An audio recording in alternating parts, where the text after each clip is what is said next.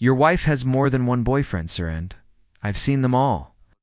When Mr. Harrison pulled into his driveway after a long day at work, he expected the scent of dinner and the warmth of his wife's embrace. Instead, his longtime gardener, a quiet, respectful black man named Charles, stood nervously by the rose bushes. "Sir," Charles said, looking down, his hat in hand, "forgive me, but I think you deserve the truth. Your wife hasn't just been with one man while you've been away. I've seen them, sir. All of them. It wasn't just betrayal, it was a total collapse of everything Harrison believed in. And what followed next? It wasn't revenge. It was redemption with a twist no one saw coming. Please, support us by subscribe, like, and share for more with activating the notification bell. Thank you. Jonathan Harrison was a 42-year-old real estate executive who believed in structure, loyalty, and legacy. He was married to his stunning wife Alina for 10 years. He had no reason to doubt her until the day his trusted gardener broke. Decade of silence, Charles. A humble, 60-year-old black gardener who had worked for the Harrisons for over 12 years, had always minded his business. He trimmed hedges, watered lawns, and never spoke unless spoken to. But that evening, Charles couldn't hold back. As Harrison stepped out of his Mercedes, Charles nervously approached him. "Sir, I never meant to get involved in people's private matters, but you're a good man, and you need to know." Jonathan blinked, confused. "Know what?" Charles hesitated. "Your wife? She's been bringing men into the house. Not just one, not two. I've seen at least 4 different ones. All coming in while you're at work." Time seemed to freeze. Charles handed him a small notebook. Dates, times, descriptions. Jonathan's hands trembled as he flipped through it. Everything his. Love, trust, marriage was now a lie. The next day, Jonathan didn't go to work. He sat in his car across the street watching his own house.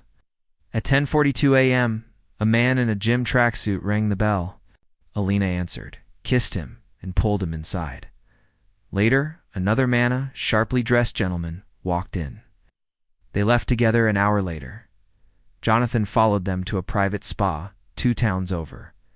Back home, Alina acted normal. She even asked what he wanted for dinner. Jonathan played along that night.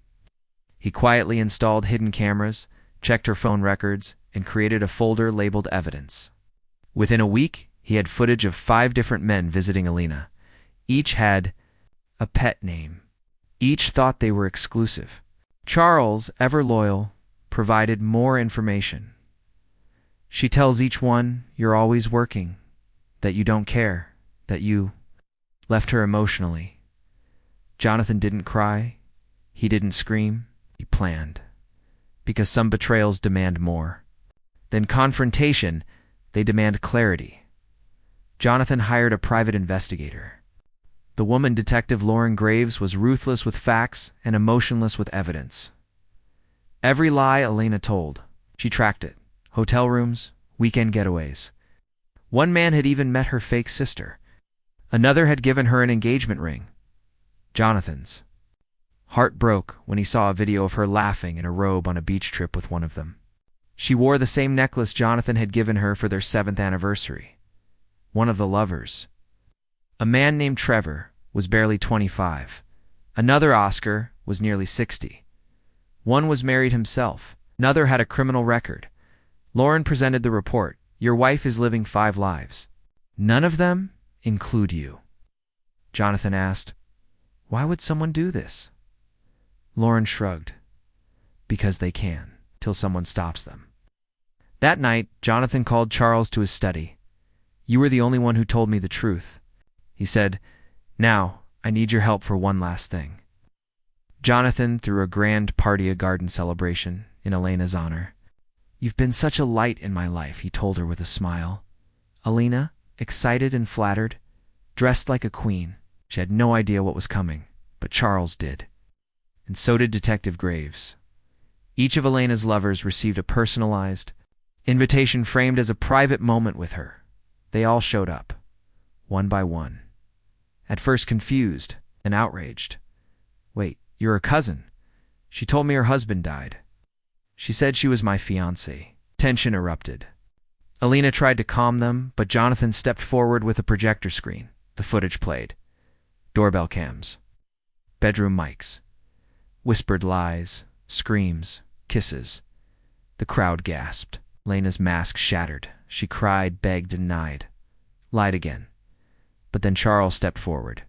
With the calm voice of a man who'd seen too much, she fooled all of you, but she broke only one man.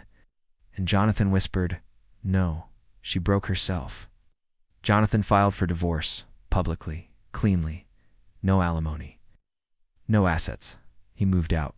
Bought a quiet ranch home 2 hours away, he offered. Charles a full-time role managing the estate and a bonus for his loyalty. Alina tried everything, tears.